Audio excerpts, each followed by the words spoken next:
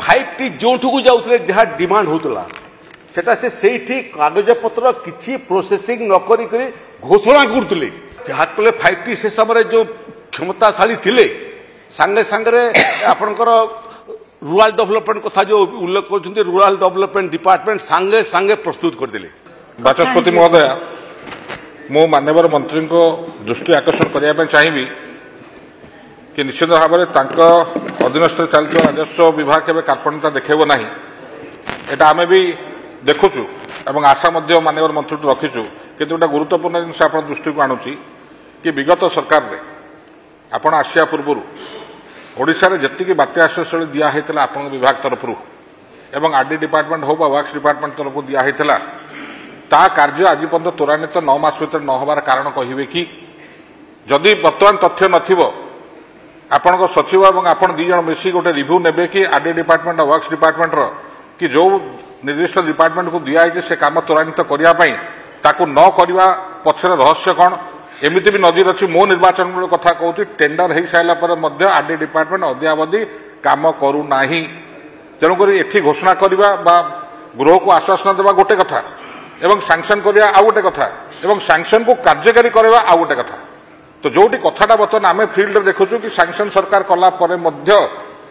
तल स्तर में सीटा त्वरान्वित न हवा पक्षर कारण कौन तेणुक मुझे अनुरोध करी बाचस्पति महोदय जरिया कि टिके तत्पर हूँ रिव्यू करूँ एवं निश्चित भाव में जो कथा कहते से केमती कार्यकारी हो सचेतन है। महोदय प्रकृत श्रीजुक्त प्रताप देव माननीय विधायक आमर बहुत पुराना बंधु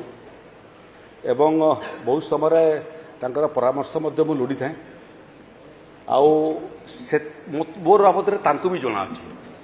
जे ये व्यक्ति रहस्य उन्मोचन करिबारे बहुत पारंगम आपण जो प्रश्न पचारुछंती आपण जोटा उठेले आज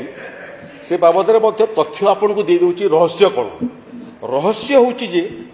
अतीत रे आपनकर सरकार ए बाबद निष्पत्ति करथिले एथिरे तिले मात्र संदेह नहीं किंतु बहुत समय महोदय आपनकर सरकार जो निष्पत्ति करथिले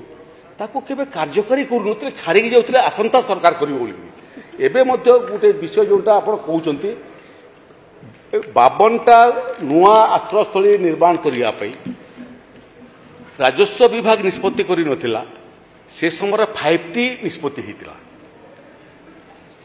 5T जोठी जाउथिले सुन तो कहि दउची मो डाटा धरि के मो काले पचारिबे बोली करी मो प्रस्तुत हेकि आइची 5T जोठू जाउथिले जहाँ डिमांड होता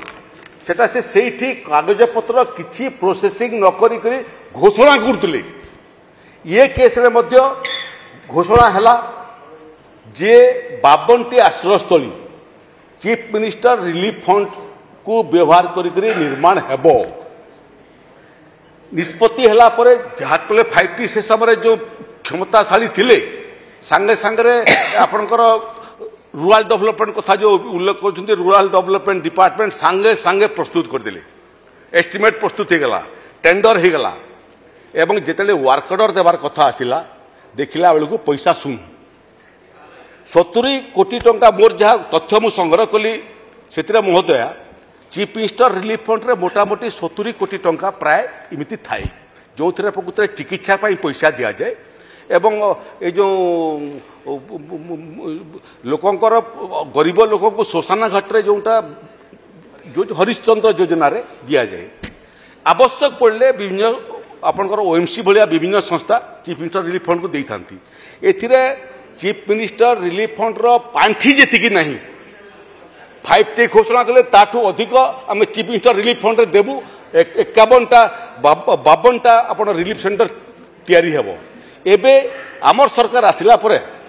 से पैसा महोदया चीफ मिनिस्टर रिलीफ फंड रे पर्याप्त नहीं किंतु इटा निश्चित मु आपन प्रतिश्रुति देउची 500 करिया पे निष्पत्ति करिचु से 500 भितर ये जो 52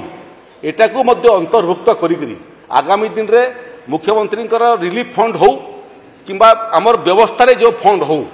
ये बाबद रे 16 अर्थ कमिशन को मध्य आमे परामर्श देइचु आइथिले से माने तेणु आमे ये